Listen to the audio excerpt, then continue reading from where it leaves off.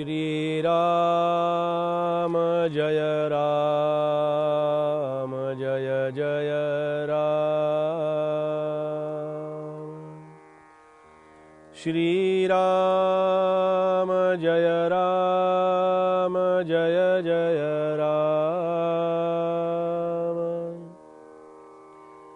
श्री राम जय राम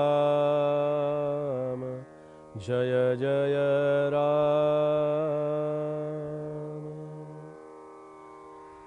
हरि नाम नेमस्त पाषाण तारी, बहुतारिले मानव देहधारी। तया राम नामी सदा जो विकल्पी, वदेना कदा जीवतो पापरूपी। जय जय रघुवीर समर्थ।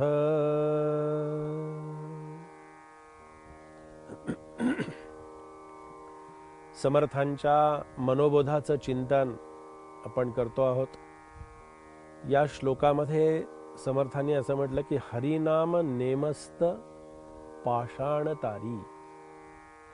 आता पाषाणतारी म्हणजे पाण्यावरती दगडही तरंगू शकतात। आता हे दगड कशाचं प्रतीक आहे?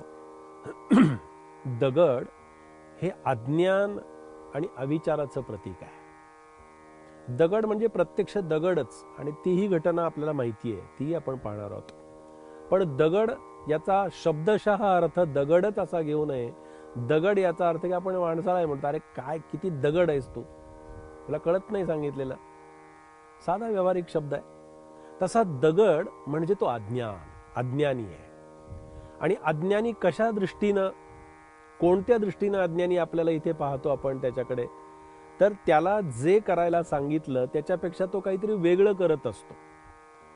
त्याला जे सांगितलं त्याच्यापेक्षा वेगळं करण्यात त्याला आनंद असतो, आणि मी सांगेल तसंच तू करायचं या सांगण्यामध्ये याला आनंद असतो। मग या दोन्हींचा कुठेतरी समन्वय साधायचा असतो। इथे समर्थ असं म्हणतात की हरिनाम नेमस्त। नेमस्त हरिनामानं काय होतं? नेमस्त म्हणजे नियमित भगवंताच्या नामस्मरणानं काय घडतं? तर महाराजांनी असं सांगितलं की भगवंताचं अखंड नामस्मरण जर केलं, भगवंताच्या चिंतनामध्ये जर तू राहिलास, तर भगवंताच्या अखंड नामस्मरणाचा तुला प्रचंड अशा प्रकारचा आनंद हा तुला निश्चितपणे मिळू शकतो। आता इथे त्यांनी काय म्हटलं की हरिनाम, इथे असं विशिष्ट एक कुठलं तरी नाम असं म्हटलं नाही। हरी म्हणजे आपली सगळी सुखदुःखाचं हरण करणारा। सुखदुःखाचं, हो सुखाचंही आणि दुःखाचंही। कसं असतं की सुखही टिकणारं नसतं आणि दुःखही टिकणारं नसतं। हे दोन्ही जाणाऱ्या आणि येणाऱ्या अशा घटना असतात, आणि त्या जाणाऱ्या येणाऱ्या आहेत म्हणूनच बरं आहे। सुख जर अखंडच असतं ना, तर या माणसाने काय केलं असतं माहित नाही। पण ते सुख हे जाणार आहे, सावलीसारखं आहे, दुःखही त्याच पद्धतीचं आहे। म्हणून समर्थांनी म्हटलं ना, सुख सुख म्हणत आहे, दुःख ठाकोनी आले। हे समर्थांचंच वचन आहे। भजन सकळ गेले, चित्त दुश्चित्त झाले। अशा प्रकारची ती सुखाची व्यवस्था आहे। म्हणून हरिनाम नेमस्त पाषाणतारी म्हणजे अज्ञानालाही आणि अंधकारामध्ये असणाऱ्यालाही, जड जीवांचाही उद्धार करण्याचं सामर्थ्य या नामस्मरणामध्ये आहे। अखंड चिंतनामध्ये आहे, अखंड नामस्मरणामध्ये आहे। तो रामायणातला आणि सेतुबंधनातला प्रसंग आपल्या सगळ्यांना माहिती आहे। पण तो प्रसंग अशासाठी मुद्दाम पुन्हा सांगावा लागतो किंवा सांगावासा वाटतो, त्याचं कारण असं की तो प्रसंग सांगितला ना की मग आम्हाला या सगळ्या घटना लगेच समजतात। कारण ऐकणारा श्रोता हा वेगवेगळ्या पद्धतीनं ऐकत असतो, श्रवण करत असतो आणि आपल्या समोर अथांग अशा प्रकारचा सगळ्या विचारांनी ऐकणारा श्रोता आपल्या समोर आहे. आणि म्हणून हे चिंतन सांगायचं की रामायणातला प्रसंग आहे, सेतुबंधनाचा प्रसंग आहे. समुद्रावरून जाण्यासाठी असा सेतू बांधायचा आहे आणि तो सेतू बांधत असताना प्रत्येक जण येतोय रामासाठी आणि तो सेतू बांधण्यासाठी, पहिलं तीरावरती जाण्यासाठी हे सगळं करावं लागतं. सेतुबंधन हे सुद्धा या जीवनातला एक फार मोठा सुंदर विचार केला तर चांगला प्रसंग आहे की हे चिंतन अशा पद्धतीनं आपण करत आहोत की ते सेतुबंधनाचा प्रसंग आहे. सगळेजण येत आहेत आणि रामाला सहाय्य म्हणून, रामाला काय सहाय्य करणार, पण तरी सुद्धा एक त्या भक्तांची आणि भोळ्या भाविकांची श्रद्धा म्हणून प्रत्येक जण येतोय, प्रत्येक वानर येतंय, एक दगड घेतंय आणि पाण्यामध्ये टाकताय. पाण्यामध्ये ते बुडत नाहीये, ते तसंच्या तसं तरंगतंय. कारण तो प्रत्येक दगड आणि प्रत्येक त्याच्यातला तो मिळणारा जो भाग असतो ना, तो सगळा असा होता की तो रामाच्या चिंतनानं बांधलेला होता. श्रीराम हे नाम उच्चारून तो पाषाण टाकला जायचा. श्रीराम हे नाव त्याच्यामध्ये घेऊन मग तो दगड पाण्यामध्ये टाकला जायचा आणि तो पाण्यावरती तरंगायचा. पाण्यावरती हे सगळे तरंगत असताना प्रत्येक जण येतोय आणि आपला दगड तिथे टाकतो आहे.